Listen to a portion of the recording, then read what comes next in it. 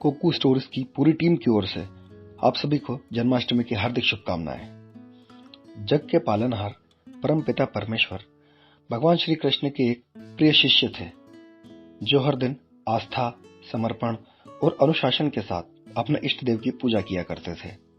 चाहे कुछ भी हो, वह कभी भी भगवान की पूजा करने से नहीं चूकते थे और हमेशा खुद भोजन ग्रहण करने से पहले भगवान को अर्पित करते थे। एक बार व्यापार संबंधी कारणों से उन्हें कुछ दिनों के लिए बाहर जाना था, जिसके कारण उनकी पूजा करने की दैनिक परंपरा टूट सकती थी। लेकिन उन्हें परंपरा को बनाए रखने के लिए एक तरीका सूझा। वह काम पर चले गए, लेकिन अपने बेटे देवकीनंदन को पूजा अर्चना की सारी विधि बताई और सामान्य समय पर भोजन तैयार कर भगवान को अर्पित करने के लिए कहा। और उनके बेटे ने वैसा ही किया जैसा कि बताया गया था। लेकिन उसने देखा कि थाली में खाना वैसा ही था जैसा पेश करते समय था। यह देखकर वह छोटा सा बालक देवता से प्रदत्त भोजन ग्रहण करने के लिए कहने लगा, लेकिन कुछ नहीं हुआ और वह रोने लगा। बच्चे की आस्था और कोमल हृदय को देखकर भगवान श्री कृष्ण एक बच्चे के रूप में प्रकट हुए और भोजन किया। कुछ दिनों बाद जब पिता लौटे तो उन्होंने प्रसाद मांगा, लेकिन बेटे ने बताया कि भगवान ने तो सारा भोजन खा लिया है।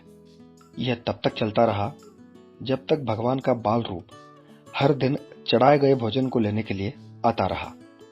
फिर एक दिन शिष्य छुप गया और उसने यह देखने का फैसला किया कि हुआ क्या था।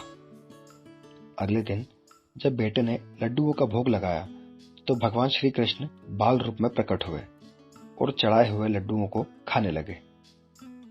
तभी शिष्य पूजा घर में आ गया तो देखा कि भगवान ने अपनी छोटी छोटी मुट्ठियों में लड्डू पकड़ रखे थे और उन्हें खा रहे थे।